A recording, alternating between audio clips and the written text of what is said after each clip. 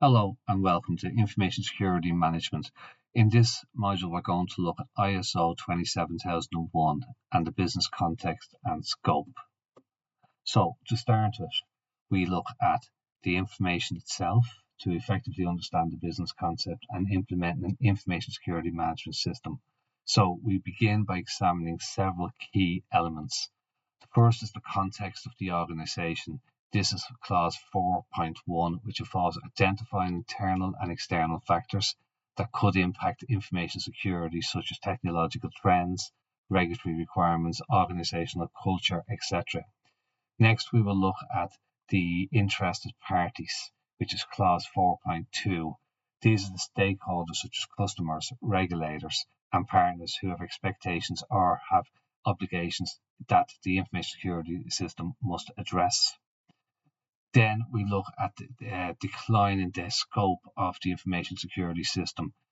These need to be clear and determine which departments, systems, and locations will fall under coverage. Understanding the business context is critical because it ensures the ISMS is aligned with real-world risks, business objectives, stakeholder expectations, and this alignment helps avoid a generic or a checkbox approach and instead supports tailored, effective security practices. For example, the context might highlight the importance of protecting APIs, securing cloud systems, or maintaining compliance with financial regulations. This clearly allows the ISMS to focus on what truly matters. So when assessing the context of the organization for ISO 27001, it's important to consider both the internal and external factors that could impact information security.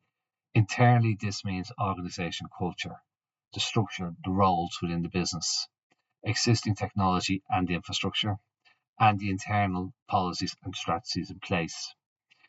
These elements shape how security is managed and integrated into everyday operations. Externally, the organization must be aware of regulatory environment in which they operate, current market conditions, and emerging technologies such as cloud computing or artificial intelligence. They also should monitor the threat landscape, which includes risks like cyber attacks and data breaches, as well as manage third-party relationships, such as those involving suppliers or security providers in the security chain. Together, these internal and external considerations form a comprehensive view of the business context and can help shape an effective and resilient ISMS. So, moving on to the context of the organization, and this is your organizational structure. So, we look here at the internal operations within the organization. So, we look at the lines of authority and the communication. Who is responsible for what within the information security management system? How decisions are made and then how those decisions are escalated if needed. We represent this visually using an organizational chart showing how the ISMS related responsibilities are distributed across the business. So what are the key roles in the ISMS? And key roles will work across the whole organization. So while they may vary based on different organizations' size and complexities, key roles include top management. So top management provide leadership and direction. They'll approve the information security policies and objectives. They'll ensure the resources are available, and they will promote a culture of security. Then we have the ISMS manager or information security officer. This person will oversee the ISMS implementation and maintenance, coordinate the risk assessment and control implementation, report performance to top management, and liaise with stakeholders, auditors, and regulators.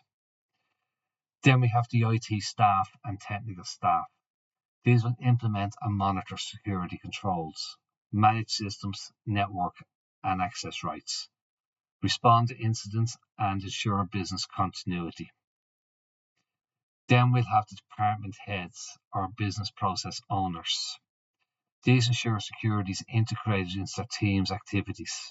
They'll manage risks related to their own operations, and they support compliance within the ISMS procedures.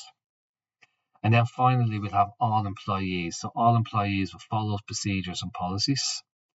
They'll report incidents or suspicious activity, and they'll complete required training or awareness training programs. Then moving on, existing technology and infrastructure includes firewalls, networks, servers, endpoints.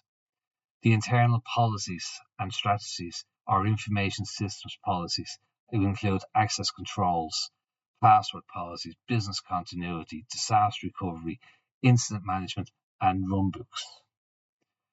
Now we look at what's external to the organization. So when you're looking at the external part of the organization, looking at factors that can significantly influence how information security is managed. So you're looking at the regulatory environment. This plays a critical role as businesses must comply with laws and standards related to data protection, privacy, and specific industry regulations, such as possibly DORA for financial regulations, etc. Then you're looking at changes in market conditions. Now, such as increased competition, shifting customer expectations, can also drive the need for stronger security measures and innovation. Additionally, technology trends like cloud computing, AI, or artificial intelligence present both opportunities and risk, requiring organizations to adapt their security strategies accordingly. The evolving threat landscape, including cyber attacks, data breaches, and ransomware, further highlights the need for a robust, proactive security. Lastly, we're looking at third-party relationships, such as those with vendors or suppliers. These introduce additional risks, especially when sensitive data or critical services is outsourced. Managing these external factors effectively is essential for building a resilient information security management system that aligns with ISO 27001. So now we're looking at the interested parties. This is clause 4.2. So we have a number of interested parties, starting with customers. Customers are the most critical interested parties. They trust the organization to protect their personal, financial, or confidential data. Any breach of this trust can damage reputation, lead to legal consequences, and result in loss of business. Meeting customer expectations for privacy and security is central to maintaining credibility and long-term relationships. Then we have employees. So employees play a key role in success of the ISMS. They need to be aware of their responsibilities, follow policies and procedures, and receive regular training on information security. Ensuring that employees understand their role and reduce human error, which is one of the leading causes of security incidents. Then we have regulators. So these are bodies that expect organizations to comply with legal and industry specific requirements such as GDPR or local data protection laws. Failure to meet these obligations can result in audits, fines, or legal action.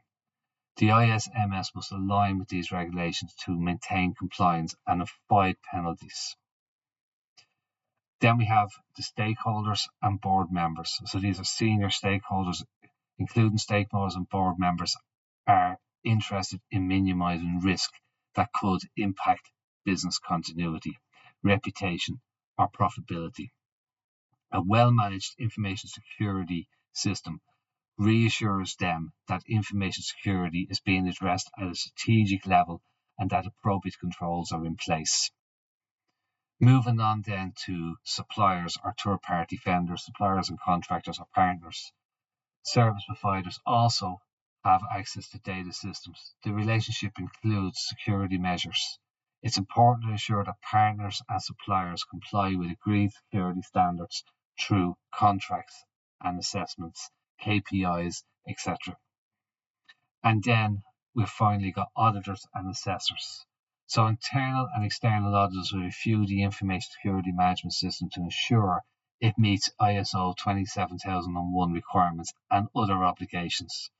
Their assessments help identify gaps, validate controls, improve effectiveness, and engaging with auditors constructively supports the continuous improvement and builds credibility within the stakeholders. So now we're going to look at the scope, or moving on to define the scope of the information security system. This is a critical step that establishes clear boundaries about what parts of the organization are protected by the information security management system. This includes identifying all relevant physical locations, all offices and sites, as well as specific department and business units that fall under its coverage. It should also define which systems, applications, and infrastructure are included, along with the key services and processes that will be managed under the ISMS. Where appropriate, any exclusion should be clearly stated and justified. The defined scope must be clearly documented within the ISMS to ensure clarity and accountability. It should be realistic, meaning it aligns with how the business actually operates, not just an ideal model. Finally, it's essential that this scope is communicated effectively to all relevant stakeholders so everyone understands what's included. So, why context matters? So, understanding the business context is critical first step in building an effective information security management system. It helps ensure that security efforts are tailored to the organization's unique risks, needs, and operational environment. By considering the business context, security measures can be made relevant to the actual threats and priorities faced by the organization. This means that resources are not wasted on generic controls, but are focused on protecting what truly matters. An information security management system that aligns with the organization's strategic goals supports not only the technical security, but also the broader business success. It ensures that information security becomes a business enabler rather than just a compliance checkbox. So your controls or effective controls must be proportionate and targeted. Understanding the context helps avoid over or under engineering, ensuring that the controls are implemented are just right for the environment in which they operate. Business context also plays a role in demonstrating compliance and due diligence. It shows the organization understands its environment and is managing security in a responsible, informed way, something regulators and clients increasingly expect. Finally, the business context enables continuous improvement. And you would have seen that in one of the slides earlier on, Plan, Do, Check, Act. This internal operation or external influence changes the ISMS can adopt in step with staying relevant and effective over time. So you're looking at continuous improvement that is relevant and stays effective over time. So you're looking at the external environment, you're looking at your internal environment, and you're looking at continuous improvement. So, in summary, knowing the business context helps define the focus to focus security efforts and how to do a meaningful, strategic, and in a sustainable way. So, some examples or an example. So, consider an organization with support and IT operations teams across 2 offices. Externally, it faces influences such as GDPR compliance requirements, the rapid adoption of AI technologies, and increasing phishing threats. These factors shape the organization's approach to information security and influence its strategic business actions and decision making. So, moving on then to interested parties.